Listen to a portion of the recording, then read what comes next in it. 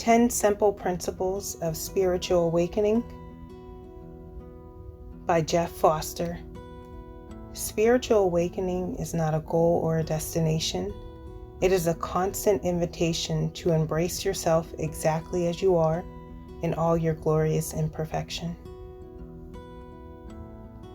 I truly attained absolutely nothing from complete, unexcelled enlightenment, the Buddha.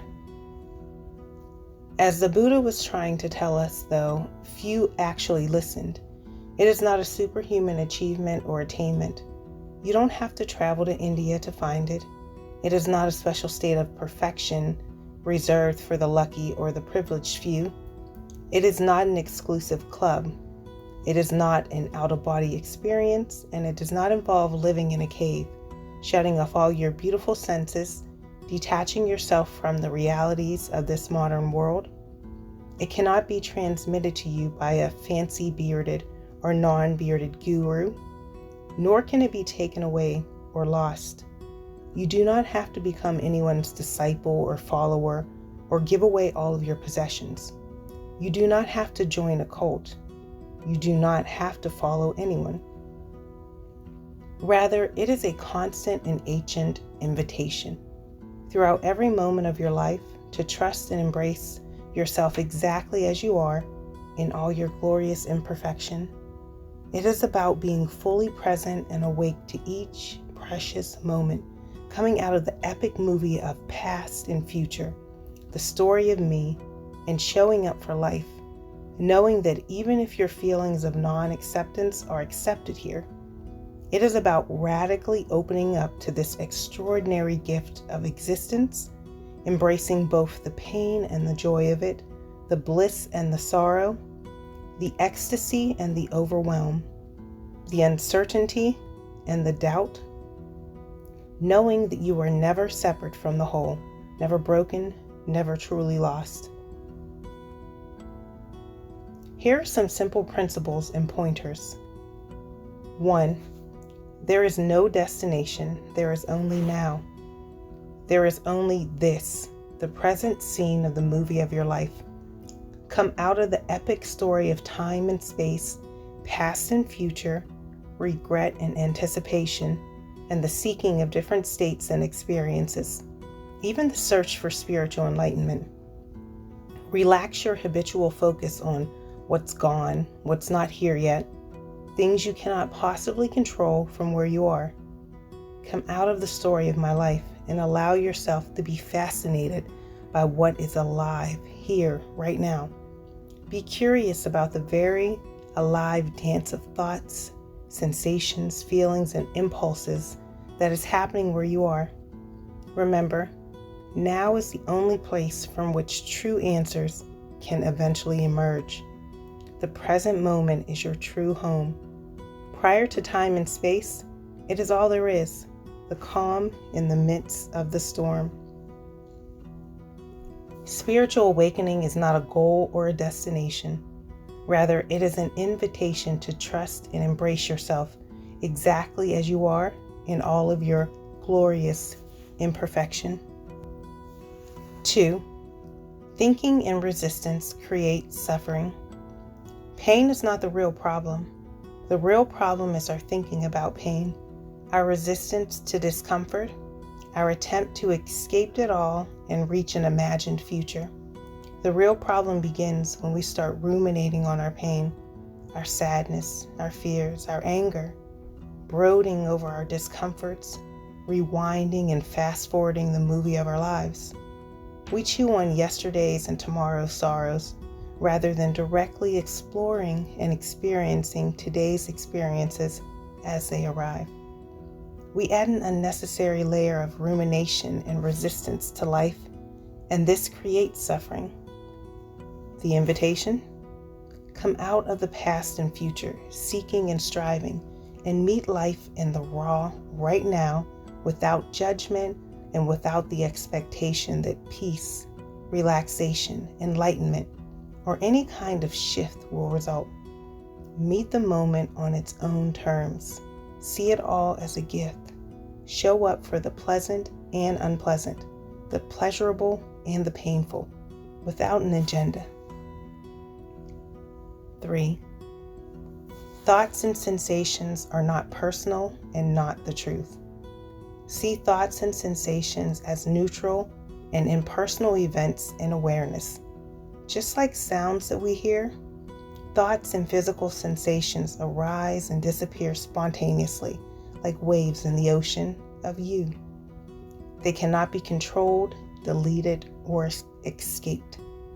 Cultivate the same gentle attitude towards thoughts and sensations as you already have towards sounds. Meet all thoughts and sensations with an attitude of kindness and curiosity. See them as welcome guests in your presence. 4. You are the space for thoughts, not the thinker of them. Thoughts are not you, and they are not reality. They are only suggestions, possibilities, rumors, propaganda, judgment, voices, images, rewinds and fast forwards, coming and going, clouds in the vast sky of you. Don't try to still, silence, or stop, drop, delete, or control them. Be the space for them, even if they are very active right now.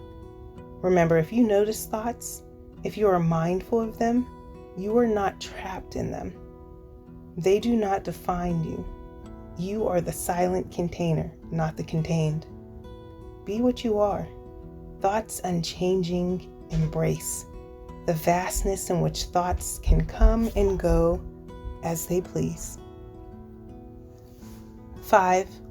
Breathe into your discomfort and pain. Honor it. Breathe into uncomfortable sensations. Give them dignity.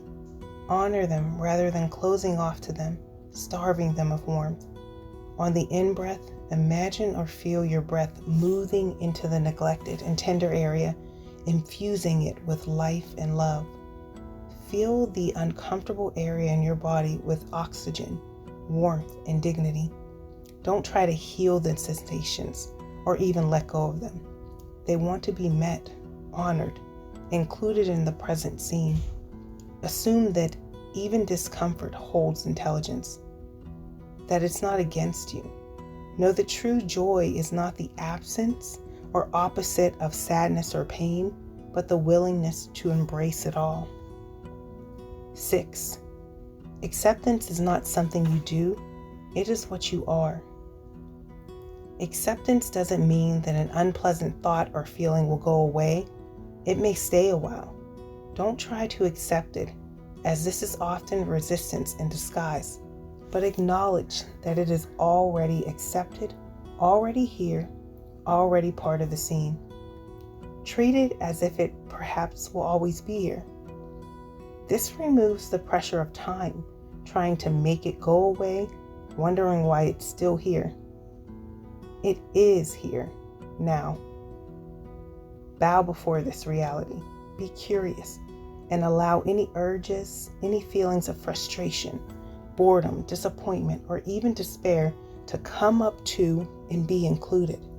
They are all part of the present scene, not blocks. Even a feeling of blockage is part of the scene. 7. There is no always and no never. In reality, there is no always and no never. Be mindful of these words. They are lies and can create a sense of urgency and powerlessness. They feed the story of seeking and lack. There is no rest of my life, no for years, no all day long. There is only now, your only place of power. Sometimes even thinking about tomorrow is just too much work. Be here. 8. You can only get there by being here.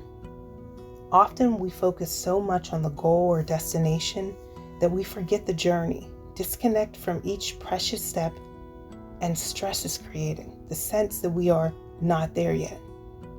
Yet joy can only be found in the here and now and has nothing to do with goals, destinations, or getting what you want. Take the focus off the 10,000 steps to come, the 10,000 steps you have not yet trodden, the 10,000 things that are missing right now, and remember the present step, this ancient living ground, your own intimate presence. Breathe. Feel the life in your body.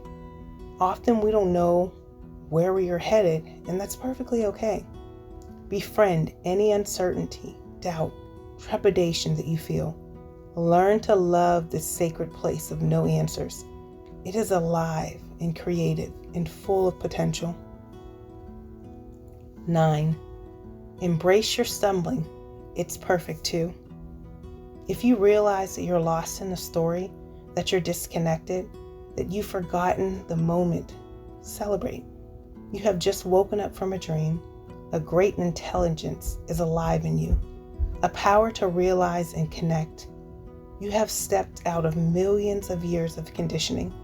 Don't punish yourself for forgetting, but celebrate your ability to remember. The moment doesn't mind that you forgot. Forgetting is a perfect scene in the movie. Allow yourself to forget sometimes. Be humbled by the journey rather than trying to be perfect. Doubt, disappointment, and disillusionment will be constant friends along this pathless path. There is no destination in presence, no image of success to live up to. You cannot go wrong when there is no image of right. 10. Stop comparing. You are life itself. You are unique. Your journey is wholly original. We may all be impressions of the very same ocean of consciousness, but at the same time, we are all unique expressions of that very ocean, totally unique in our own waveness. Don't compare yourself to anyone else. When you start comparing, you devalue your own unique, irreplaceable gifts, talents, and truths and disconnect from your unique present experience. Don't compare this moment with any image of how it could, should, or might have been.